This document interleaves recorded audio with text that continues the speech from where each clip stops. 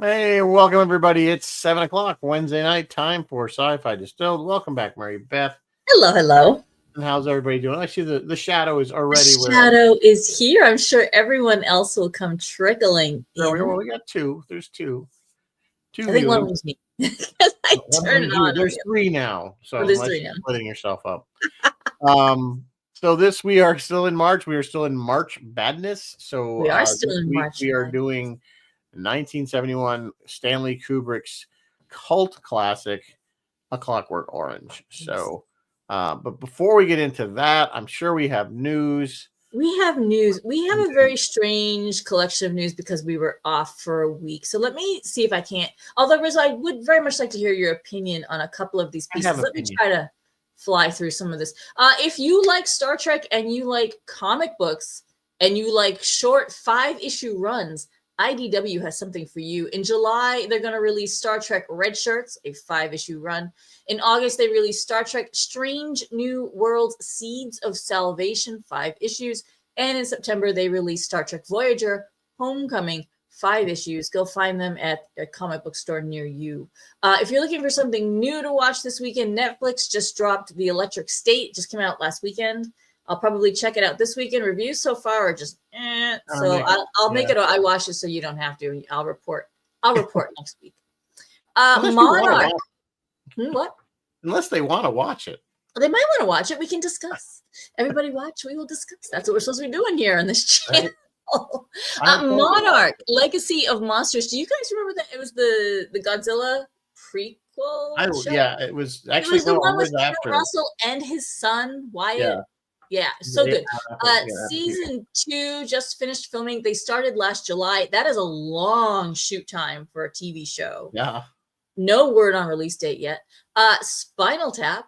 This one goes to 11. Spinal Tap. Nigel Tufnell, David St. Hubbins, and Derek Smalls are back for Spinal Tap 2. The End Continues. That is due out on September 12th. You know, Rizzo, you sent me a picture earlier today of Michael McKean, Christopher Guest, and Harry Shearer. And what did I say? I'm like, they look old. They look old. They are old. I mean, that movie's almost, 40 years old now? 19, or something like that. So I had it. It was 1984? Something like, no, maybe it was earlier than that. I don't remember, but it's got to be 40 years old. Where is this Spinal Tap? Where's the date on this thing? Where's the date? 1984. You're absolutely right. 1984. That was, when I was in high school, that thing was on TV. Like every time we got together, that thing was always. Yeah, it was pretty popular. So it's ironic that it took 40 years to make a sequel, but it is the original cast, so it should be funny. Yeah, it should be hilarious. It looks like a lot of people are returning. Moving on, I had and Rizzo, I'd like to hear your opinion on this. I had previously reported that Silo has the green light for seasons 3 and 4. Apple has announced that Silo will wrap up with season 4. That will be the end.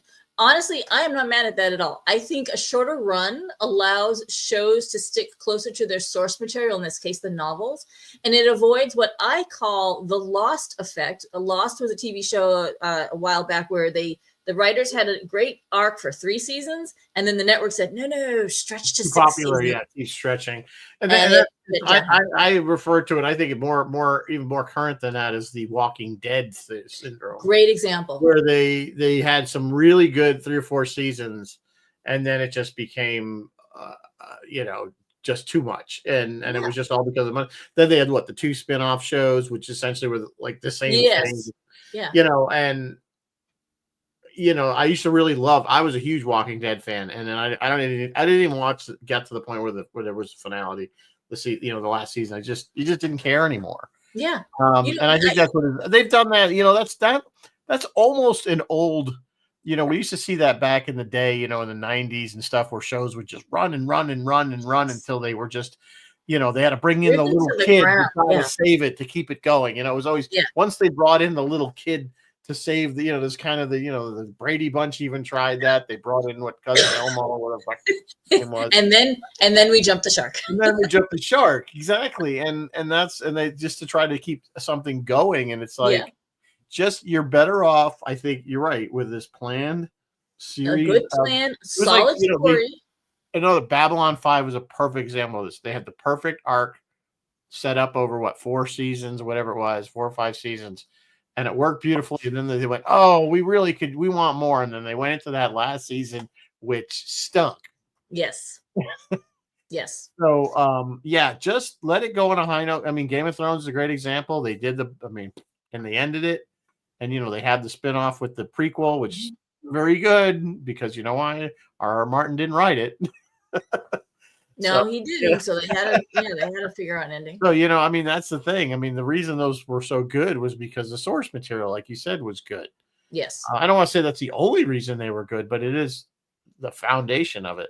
Yeah, absolutely. So yeah, so I'm a firm, and if you're only getting 4 seasons, you don't feel bummed like when they cancel it. No, you don't. Well, if you're familiar with the source material, you're like, oh, great, they told the story. They told the story, right? The end. Don't be messing with it. Right. All right. Anyway, finally tonight, Starship Troopers. Do you guys remember Starship Troopers? Yeah.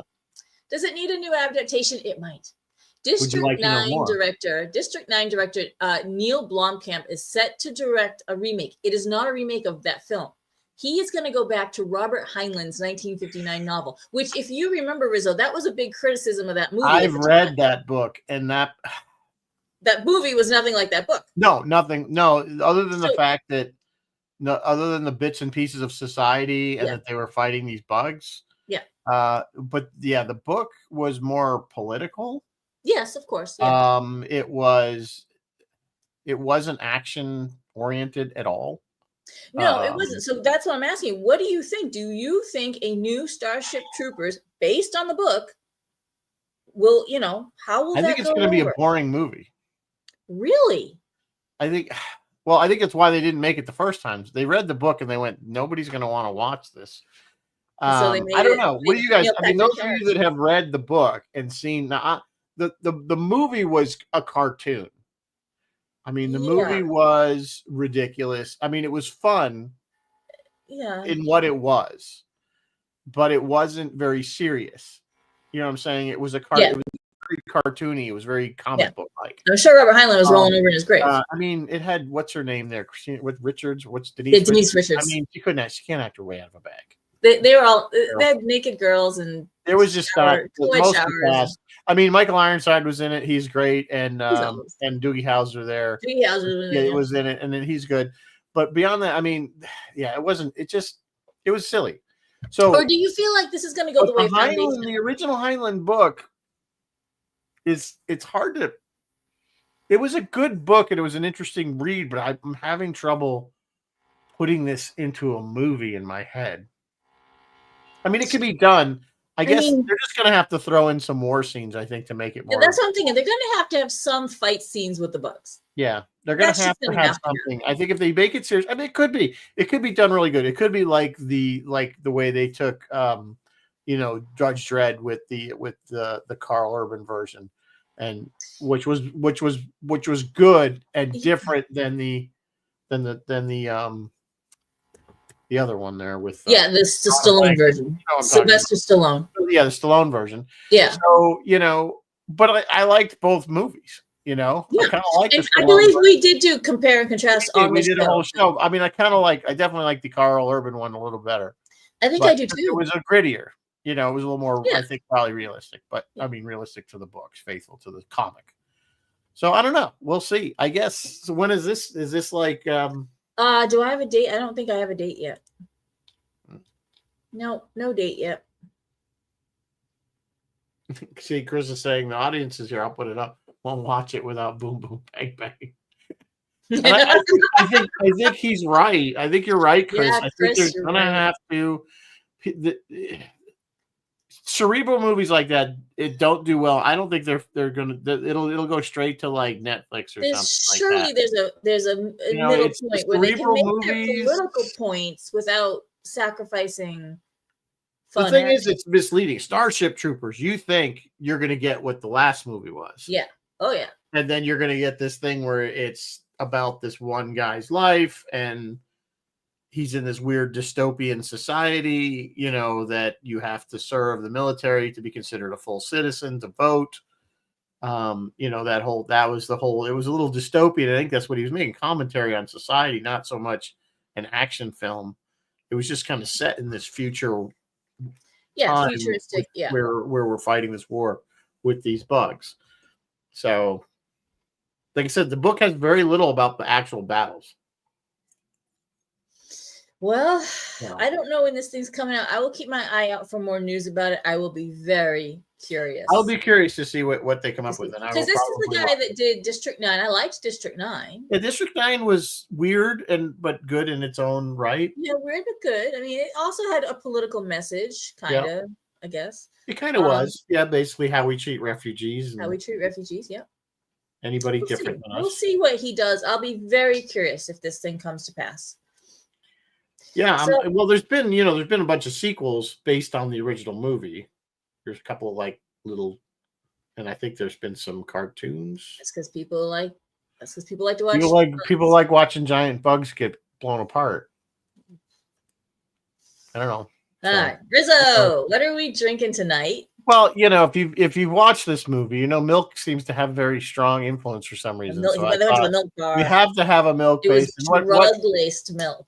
Drug-laced milk, but what better? Well, this is a drug-laced milk. Alcohol is considered a drug. So, I mean, the classic White Russian. You got milk, coffee-flavored liqueur, which is basically most people would use Kahlua, and vodka and ice. I mean, you don't get any simpler than that. Not really my my cup of tea. So really, I don't like alcohol and milk. No milk. I do. That to me just looks like a bad night waiting to happen. So I'll stick to my clear liquors. Thank you very much. But hey, it's popular. So. All right, Rizzo, let's dive in. Diving into this movie now. Yeah, I hadn't seen it in years. I think I was a teenager when I first saw this. Obviously, I did not see it in the theater because I would have been 4. Yes, no, I was born that year. Yeah, I'm born this year, so I did not see definitely. And this was after, of course, 2001. So it's very Kubrickian, is that the right word? It's Kubrick. If you didn't know Kubrick directed it, you Kubrick, you would definitely know it was Kubrick. It's Kubrick. It has Kubrick written all over it. Yeah, it's got Kubrick written all over it. So the basis is kind of supposed to be like futuristic London, and it's basically a commentary on. Should we, on rehabilitation and, is it morally, ethically the right thing to do? And it's all about free will of whether you should force people to change, their behavior, not because of their own will to do so, but because they're basically brainwashed or forced into doing it. And that's basically what the movie's about, and it's told by the main characters kind of narrating the whole thing of how his life progressed from being he's supposed to be, I guess, like a teenager. I guess he's still in school. In the book, he's a teenager. Yeah. So one of the interesting things I read, the book, the ending was different. Yeah, there's a happier ending. There's a happy ending at the end of this one. Now, those of you that don't know, it doesn't really. I wouldn't say it ends unhappy, but it kind of comes full circle. In a way, I guess if you want to look at it that way, it's kind of the way I looked at it. Yeah, let's dive in. Let's give the synopsis. So the basis is we have this character Alex, who kind of has his own little gang of hoodlums, and they go around terrorizing people.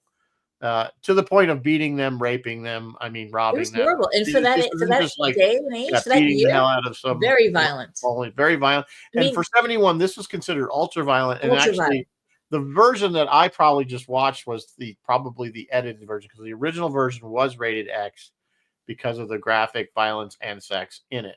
And then they came out I think it's the 80s. They did a re-edit where they brought it down. They took some scenes out and changed some stuff so you weren't so graphic. Mm-hmm. By today's standards, probably not that bad. Rizzo, I was thinking about this. I'll let you finish this. I was thinking about this. You and I have been doing this show. We're in our 5th year. We've done a lot of movies and TV shows. And I watch The Boys. I watch Invincible, which are ultra violent, ultra graphic. Yes. And this movie is easily the most uncomfortable movie that we've ever done. It is. So basically, then he accidentally, well, he shouldn't say he's doing a home invasion, and he gets in the This woman fights back, and he unintentionally kills her. I mean, he's fighting with her. I mean, he wasn't intending to kill her, but she didn't die like right then and there. No, she died like a week later, I guess, in the hospital of her injuries or whatever. So he basically hit it in the head with a giant penis. Oh no, that's the other lady. But you're there. So there's two. The one that he gets charged with is that woman, though. Is that woman? Yes, yes. They called her the cat lady. Cat lady, yes. But there was the other woman that he raped earlier that we find out they kind of imply she committed suicide or something, but she died. She was again raped, and the husband. I got the impression the husband kind of implied that she pretty much killed herself over the trauma. That's kind of what I got. They weren't real clear on it. Anyway, regardless, his own friends end up, because he's mean to his own friends. They end up basically setting him up, I guess, and they knock him out and leave him at the scene where he kills this woman. So he gets sentenced to 14 years in prison, and he's being a very model prisoner, if you will. The depiction of I don't know if that's accurate, or the British prison system is kind of very. It always kind of was almost Monty Python, like the one guard. He was so just reminded me of something out of Monty Python. But anyway, so basically, he hears of he volunteers. Well, there's like a program that they're trying out that they can basically rehabilitate him in a fortnight, as they say. And it turns out it's basically brainwashing. It's basically that negative reinforcement. So they're forcing his eyes open. You've seen that from the trailer where he has everyone's seen that. They have those metal things holding his eyes open, forcing him to watch these horrible scenes, and they're drugging him as well. So basically, whenever he sees or anything violent or over sexual, he gets sick, gets physically ill. That's how basically. So they're forcing his brain, not by free will, to be a better person and not want to kill somebody or hurt somebody, but just by the sheer fact that they've trained his body that whenever he sees or thinks about doing that, he gets very sick. And so they release him. And of course, now nobody wants to have anything to do with him. His parents have another guy living in his house. And then he runs into his old buddies who are now police, and they beat the crap out of him for no particular reason. And then he ends up at another house of where one of his first victims was with the writer, and he's paralyzed now. And the woman his wife had died as a result of being raped or whatever. And of course, now this guy all of a sudden realizes, first he wants to help, but then he realizes who he is because he's singing in the rain, and he remembers that's what he was singing when he was beating the hell out of them. Anyway, he ends up getting trying to kill himself, jumps out of a window, gets very banged up, ends up in the hospital again. Now it's a scandal because they're realizing that this program doesn't work. And he ends up, and the very end scene is the key scene is the prime minister, not the prime minister, but he's a minister. Level. He's some kind of minister or something, and basically saying, hey, if you'll work with us and kind of help us out of this jam of making us look bad, we'll give you a good job, money, whatever, blah, blah, blah. And he agrees to it. And then they start playing music, and he used to love Beethoven's Ninth. And what they were playing that when he was being brainwashed, if you will.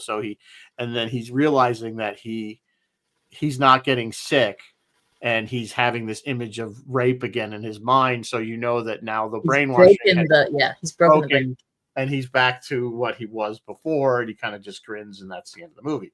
In the book, though, he eventually outgrows his bad behavior and becomes a normal person of society.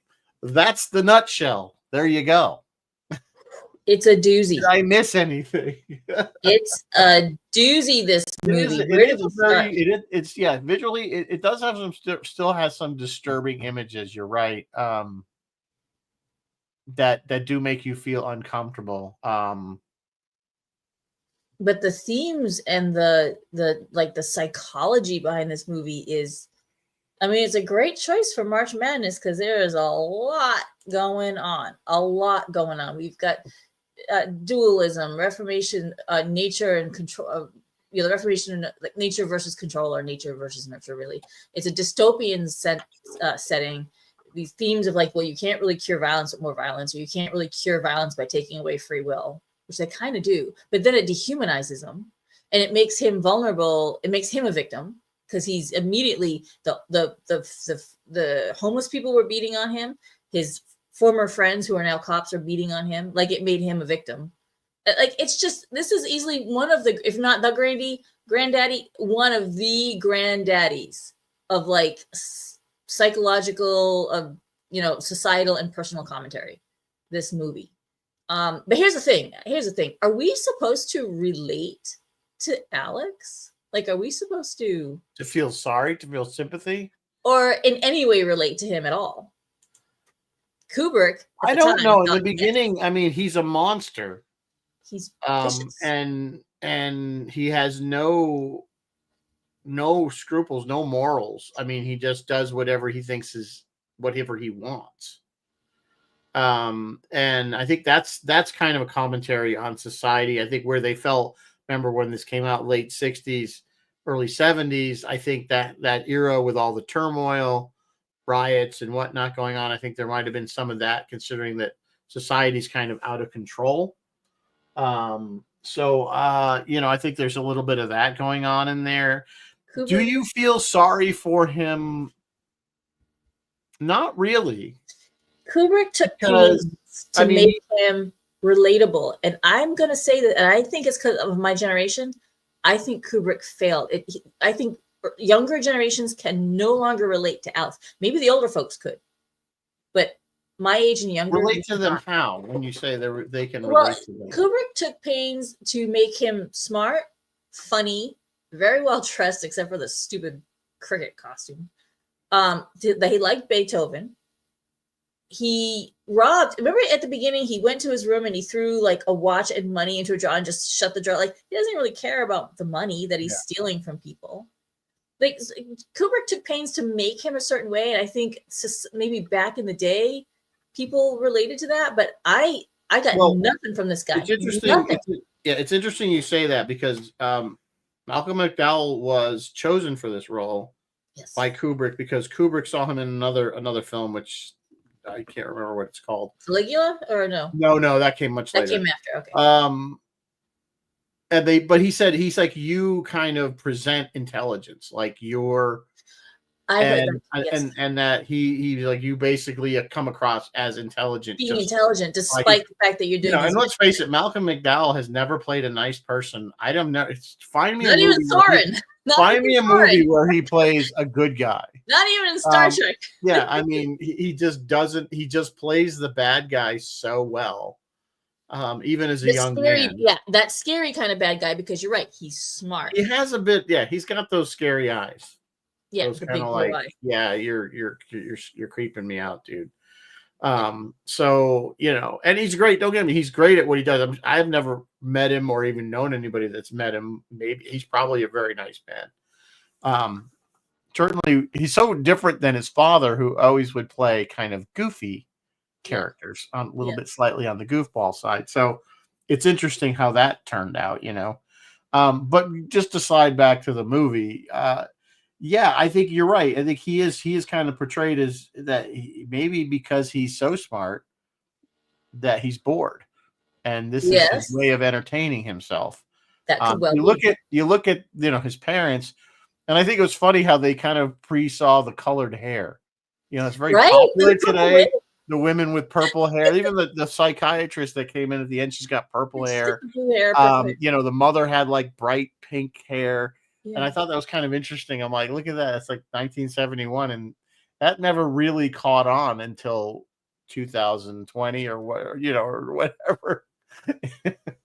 Just seemed like, it's more common today. We didn't see it up until recently. So anyway, but of course but even in the prison system, before he goes to the program, they already say, forget, this is your number.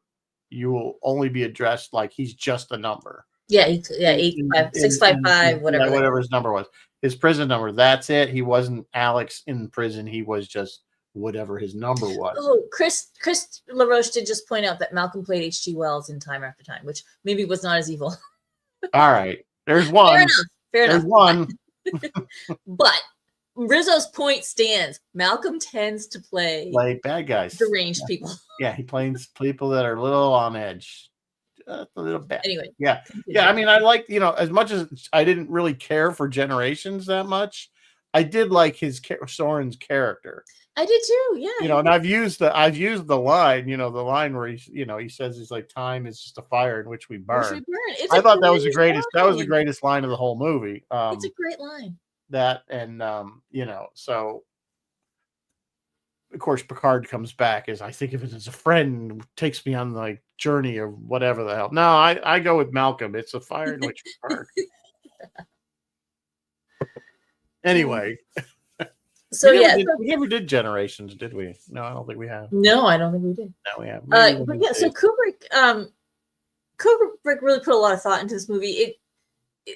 It portrays both extreme conservatism and extreme liberal. Like if you extrapolate them all the way out to their disastrous ends, that's what this movie has. Someone was interviewing. Oh, go away. Someone was interviewing Kubrick, and he's saying that the minister that you talked about, is like a figure of the right, and then Patrick McGee, who played the guy who ended up in the wheelchair, is the figure of the left. But McGee says, the people will sell their liberty for an easier life. And then the interviewer was like, those words could also be the words of a fascist. And Kubrick was like, yeah, of course. Their means and ends are hardly indistinguishable. Like it's all the same crap when you take it all out. So that's what they're saying. You're taking away his free will. And you're taking away his free will. So there's this moral argument. Yeah. Is this really? And are you really creating a person because of their programming? You're just creating a robot that won't do the thing. Hence the title. Right. Hence the title. Yeah. Right. Which is what, for those who don't know what an Clockwork Orange means, is basically taking something organic and making it mechanical. Yeah. It's organic on the outside. It still looks like a real orange, but on the inside, it's all gears. Yeah. Which, not that oranges move, but you get the point. Yeah, it's a thing. It would have been better before the movie, which I admittedly did not know. I came across that information.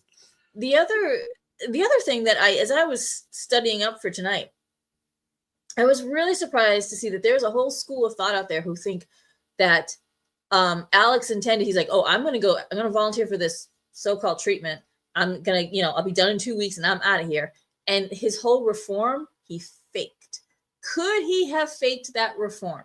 And what does that change? How does that change the movie if he did? He could have, but I don't think he did, in the sense that if he had, then he probably would have fought back against the homeless people beating on him, or fought back against the cops that were trying, that's friends that were drown him. I think, that scene. Side note: 63 seconds, and he had to hold his breath because they had an air tube, but it broke. So it's funny you mentioned that, because I was watching it. I'm like, man, he held his breath. And they must have had something in there that he was breathing again. That's what I thought too. Nope, he held his breath. Yeah. So that's interesting. I did not see that. The other super tiny side note is: did you not look at David Prowse and go, "Oh my God, he could have played Superman"?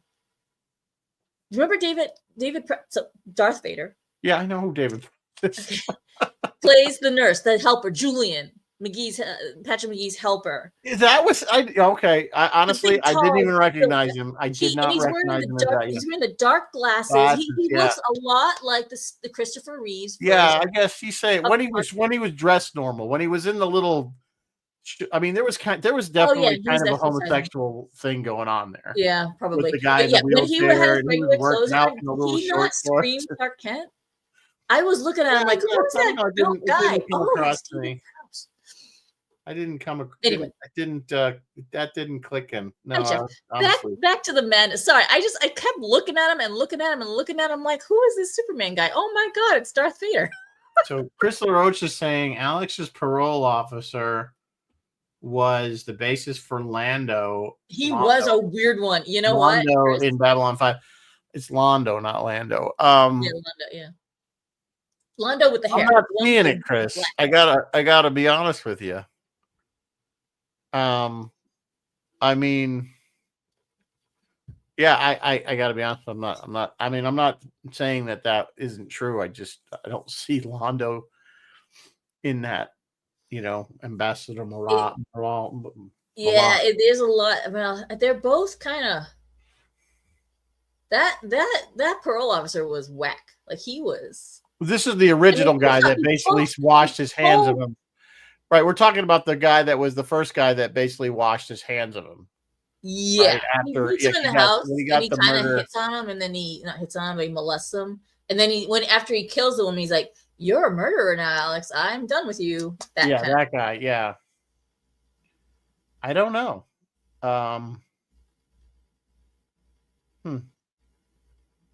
Oh, Aubrey Morris was in this. It's right. He was the Remember, he was in Blade Runner, right? Was he? Or am I getting confused? Maybe not. Maybe I'm confusing people. So take that back.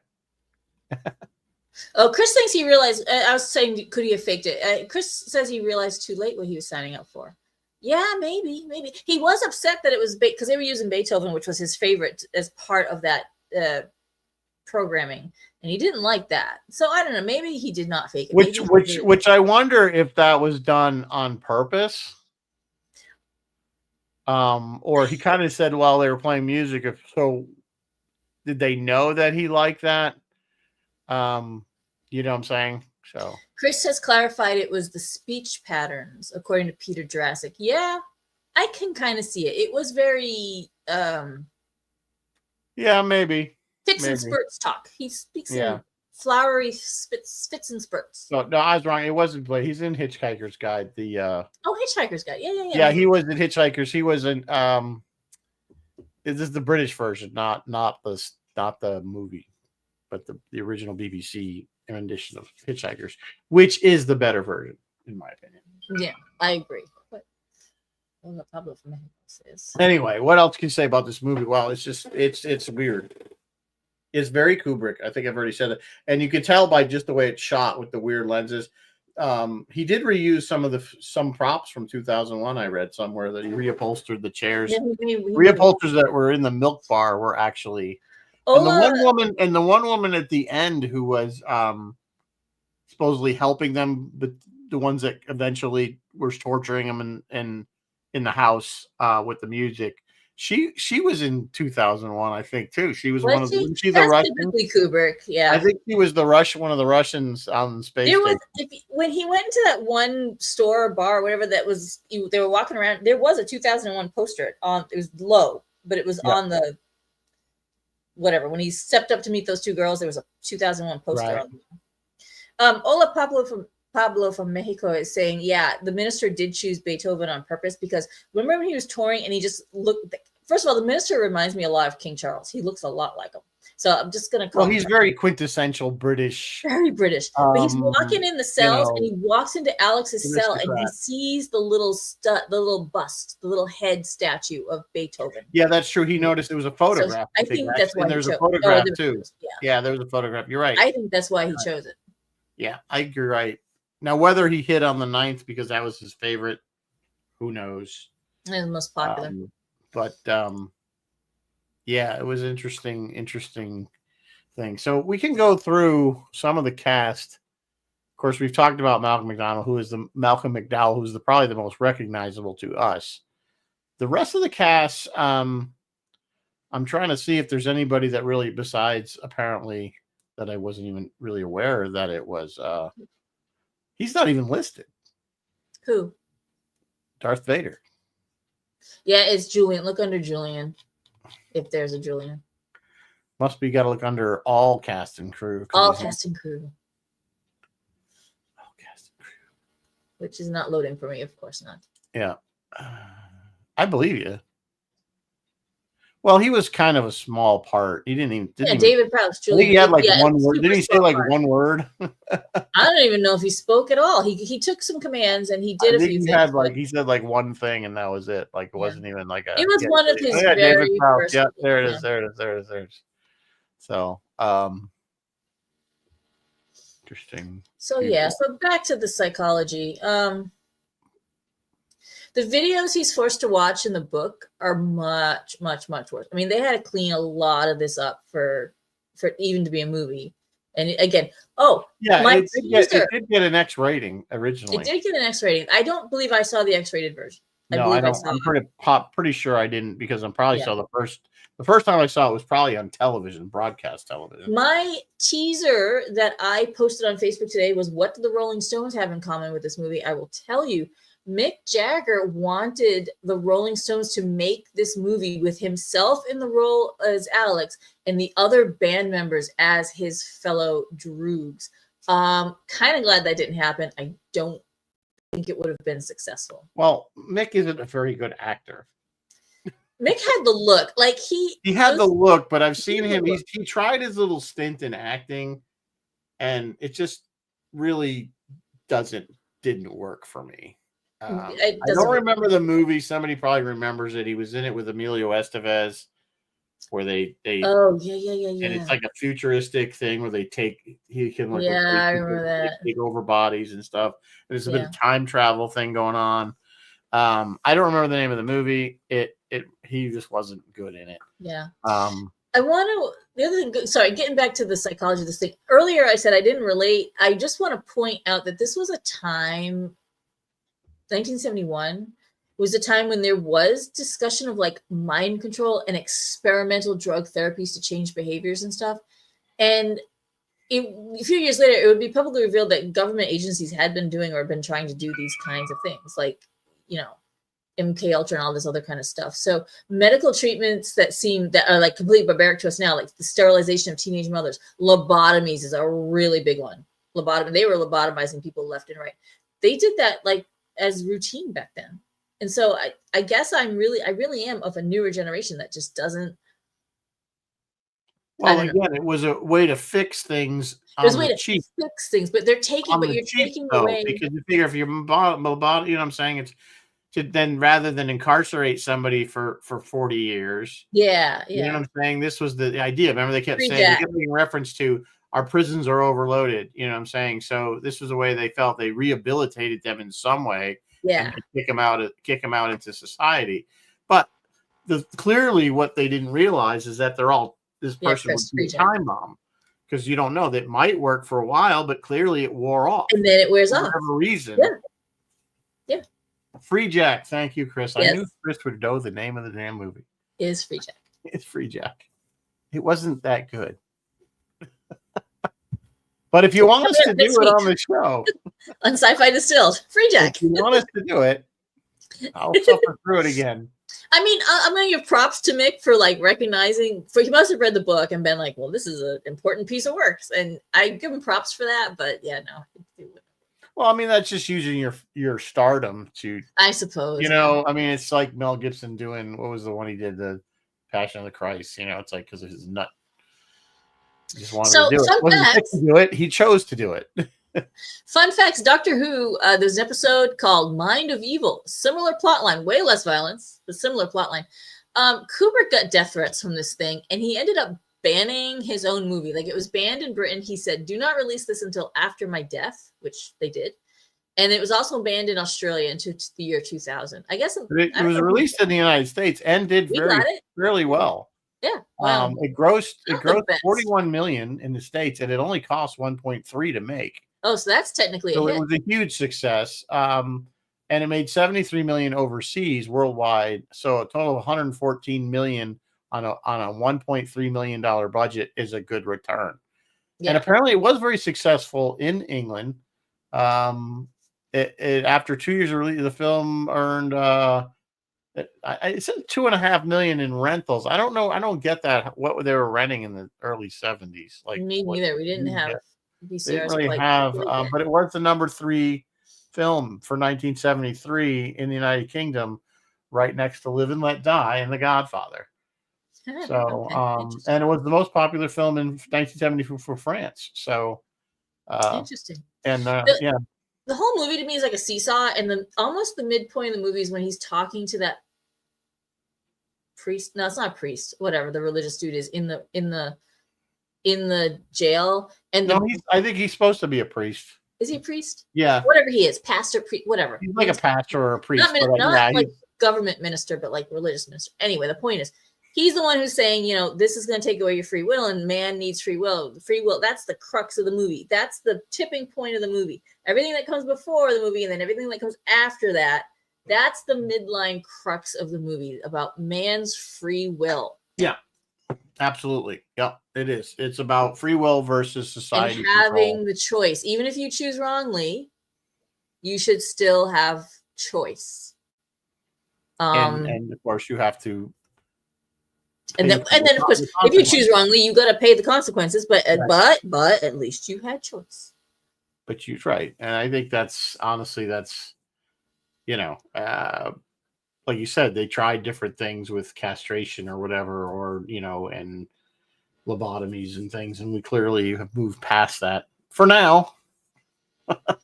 Current society, I have no. I mean, there's the movie makes some argument that there's violence inherent in all of us. Of course, because we're still animals. Yeah, I suppose that's true. Everybody has, and that's the difference between. We all have bad thoughts and things that go through our head, but the difference is whether we act on them and how you process them. And most of us immediately know, regardless of upbringing, that murdering somebody just because for whatever reason is not very good idea. How much you think about it. But it is also what keeps us in check, our consequences. We know that if we kill somebody or rob somebody, there's a good chance we're going to go to jail, which we don't want to do. So it will ruin our lives, you know what I'm saying? So it's not worth it, you know what I'm saying? Yeah. But I think that's there. So there is the deterrent factor. I mean, if you take away the deterrent, it's the old, and I don't want to get too philosophical, but people always say that about religion. It's like, if the only thing keeping you in a moral compass is the fact that you might go to hell if you don't follow these rules, are you really moral? Yeah. Or are you just afraid? What's your base nature? Yeah. You're just afraid. You don't want to get punished. Basically, the only way you're not immoral. Children don't do things for fear of not being punished. Somebody who's not religious. And you realize you shouldn't do it for other reasons. Right. You should just because it's the right thing, not because the shadow. Chris is saying the setting of the film is in the future, but just barely. Implications being this is a lot closer than you think. Yeah, Chris, I don't know when the book said it, but the setting is very they never say it in the movie. They never say, but it's very dystopic, and people automatically assume that it's in like a communistic situation, although the movie never says that it's communism. I think the reason why is because the language they speak is a weird mash of English and Russian slang. Like there's a lot of Russian slang in it, and people just got the idea. Well, the milk bar alone, that basically is all Russian. The milk bar, Russian, the drug laced milk that they're. Did it say something about alcohol? No, I don't know if it did or not. No, they just said that the milk had some kind of drug in it, which clearly was socially 2 or 3 drugs. You had your choice. It wasn't. It was apparently socially acceptable to go to these bars because well, they were getting themselves hyped up to go out and commit the ultra violence. Like they wanted to get doped up so they could go out. Interesting fact: that was real milk in all those weird dispensers. What? And I guess it was Kubrick had to have them swapped out like every pretty short half hour or something because the lights were causing the milk to curdle. So they had to have those flushed and washed and replaced with the milk constantly. Gross. That's kind of gross. Yeah. I mean, you want that whole scene and like the weird sex imagery that is in this film is also very bizarre, but it's also kind of that late 60s kind of free love sort of feel to it, the sculptures and the cat lady, the pictures, the cat lady's house in particular. Like if you look on her walls, and of course, he kind of makes a comment like, "Oh, what goes on in this room?" Like because it's all that's where the large sculpture. That he uses to kind of. Did you see he knocked it and it's rocking? Did you see what a weird rock pattern it had? Yeah, well, it must have had water in it or something. Yeah, it must have fluid in it that made it rock weird like that. Yeah, it had a very weird rock pattern, and I couldn't stop watching. Like the whole time, I'm just watching this thing rock. It was like a weeble. Remember Weeble? Like a Weeble. Weebles wobble, but they don't fall down. We don't fall down. Oh. So, I Want to Marry a Lighthouse Keeper song scene. That was playing in the parents' house when he came home after he got released. Which was are they implying that they said we've taken a boarder for your room, but were they implying that the boarder and the mother were like they got a little something going on there? I don't know if I didn't get that. They definitely got that. They basically replaced. I think it was more that they basically we replaced you with this guy. Yeah, this guy who's way better. He's way better, and he doesn't do this like crap, and he did care for his snake. He did ask for his snake. He did ask for Reginald. I think the snakes was it wasn't Reginald or something. So I guess that humanizes him a little bit. But he was worried about the snake, and of course they just said it met with a accident. An accident. So kept his that is literally the one. Snake, he kept the snake in a drawer. Thing. Yeah, he kept it in the drawer. Well, he would let it out on its tree after, but that is the single and only thing in this movie that even remotely humanized this character. The rest of this character is completely unrelatable. Although it's interesting that his pet was a snake. Which he chose a snake, in the biblical sense has always been the But did you see the imagery? Did you see what he had on his wall? And the snake would be like right. Yeah. So there's clearly the snake was a purposeful choice. Yes. That basically he had. There was a ton of phallic imagery. Tons of phallic imagery. Of course he wouldn't have a cat. Yeah. I mean. Yeah. Well, that was very phallic. That was clearly supposed to be very phallic. In nature. And like, what is this? Speaking of all of this, what does this movie say about a society that would create these people, that would create Alex's and Dim and George and whatever the guy's name was, and create these his two parents who were they were just like checked out, like they just weren't. I think some of it is it's the old saying, idle hands are the devil's workshop kind of thing. Maybe. And I think that's kind of where these kids they don't have any purpose. They're just out carousing at night, drinking this laced milk. It's the weirdest thing I could have come up with, but most people, so I feel like there was a reason. I don't know. I mean, it's a good question as to why the society is having such a bad problem. But again, I think it was kind of a reflection of the times, and maybe, there was a lot of the 70s and late 60s was a very turbulent, especially with teenagers. A lot of turbulence, a lot of, acting out against society, against government because of the Vietnam War and civil rights and all those things going on at that time. You look how crazy it was. Poor vets were coming back from Vietnam and we're spitting on them at the airports. Yeah. You know what I'm saying? When you think about it, how we were appalled by that now, but that was a thing. Yeah. And they were blaming these poor guys that were drafted. It's like they didn't volunteer for it. They had to go. So I think it was a reflection of the time of that the movie was made. I think that's probably that's the way I think some people saw it, that, there was just, people are just, especially the young are just violent, prone to violence. I don't know. And it's supposed to be a futuristic thing. I always got it, I didn't even realize that was what they were wearing was a cricket outfit, because I don't. Cricket or rugby, one of them. Well, I don't think it was rugby. Rugby, they usually wear shorts and like a striped shirt. Oh, yeah, that's true. Yeah, I think your cricket's probably you're right on, but the bowler hat, of course, is not part of the uniform. No, not the bowler hat, but the weird padding and stuff. It's the scene where he brings the two girls home. What about that? Oh, is that what was playing? So that was a 28-minute scene that they sped up. Definitely when it also plays when he comes back. It was definitely playing on the radio when he comes back in the house. Yeah, maybe. I don't remember if it was the same music when he has the two girls where they sped it up. That was another thing they changed. They sped that up even faster and edited some stuff out of that scene to make it less graphic. Yeah, make it even less. Yeah. But I think I've seen an interview with Malcolm. He's like, yeah, we shot it all at once. It was like 28 minutes. We just shot for 28 minutes and then they just sped it up. Yeah, they did it 2 frames per second or something like that. So that it was really fast when you played it back.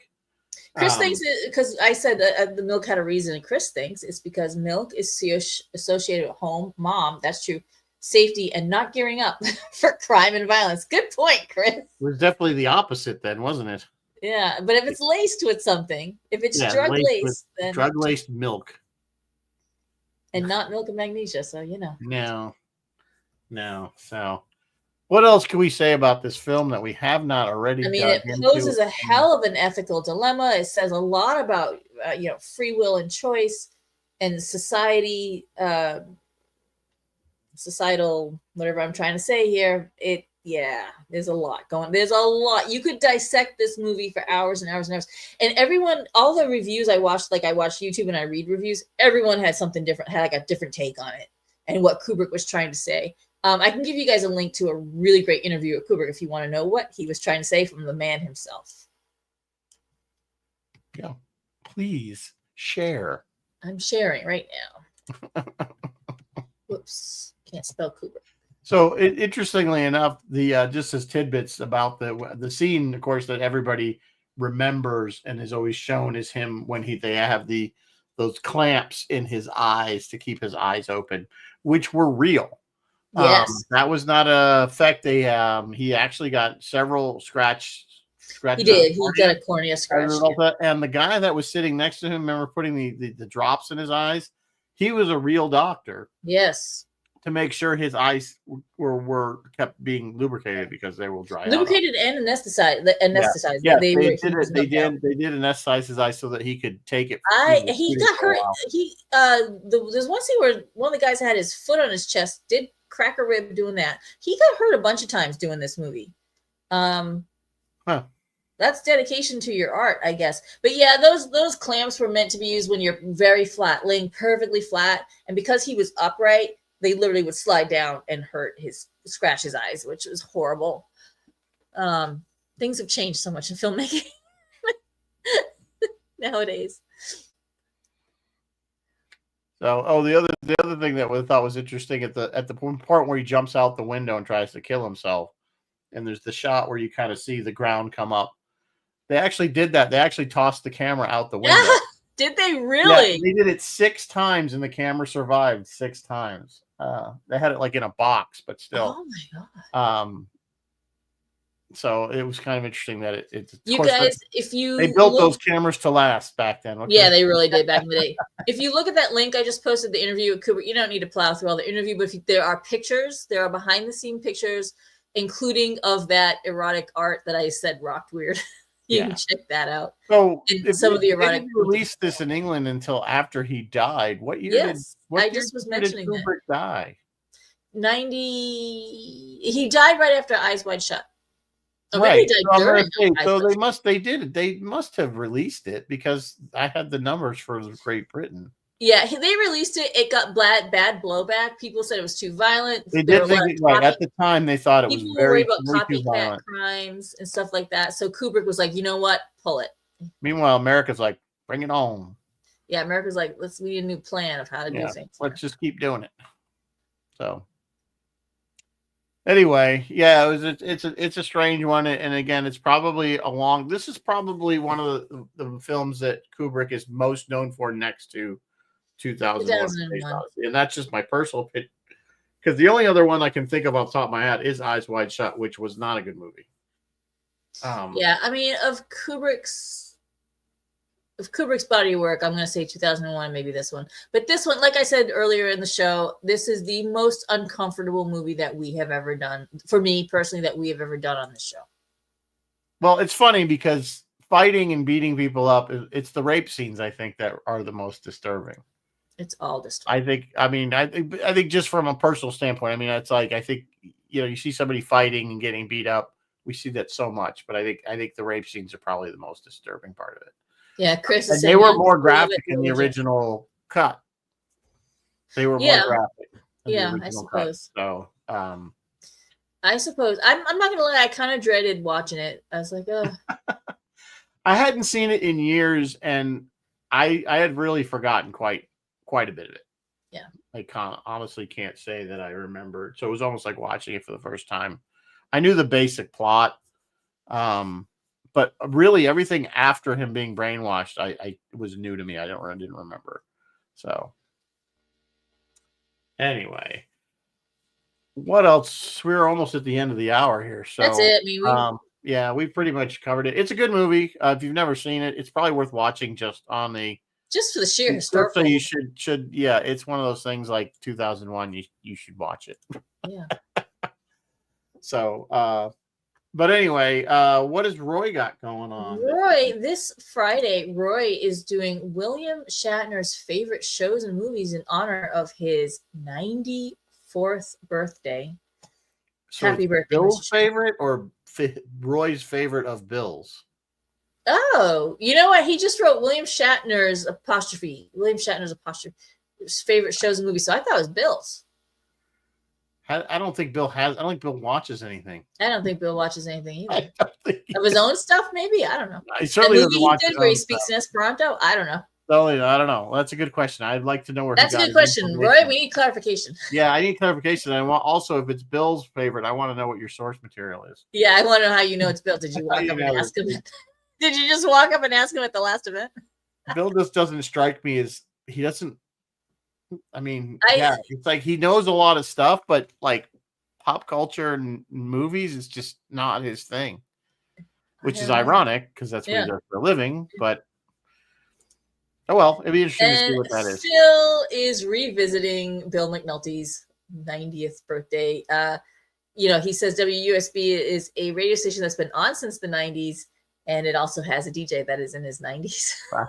So they're still talking about that birthday. It's been going on for a while. That's the birthday that never ends. Right? It does. It seems like we keep talking about this over and over. Talking about this birthday. It keeps going on. It doesn't end. So, and then next week we are doing our March's top 10 Star Trek episodes that involve the mind insanity of some kind or something. So we have a pretty good list. A hell of a list that we need to narrow down. When you're trying to come up with top 10 across all of Star Trek from the original 66 to 2025, it's hard, and I know we probably missed some good ones. I think we have some really good ones in there, though. Of course, I'm always like, oh, here's like 5 from TOS. Yeah, that's okay. I mean, but here's the thing: is in TOS they tended to I know the most as a plot crutch. Like, you know what I mean? Like, it's well, and the bad guy, let's just make him crazy. Okay. Yeah. You know what I mean? So yeah. Yeah, it's easy to do, but I was trying to go with stuff that was some of them that were a little deeper. They did get more deeper in they did. Next they Gen explored and Next Gen and stuff like that. So anyway. All right. Well, on that note, we'll say good night. We'll see you next week. So thank you guys live for long joining and us. prosper, and may the force be with you always. Good night, folks.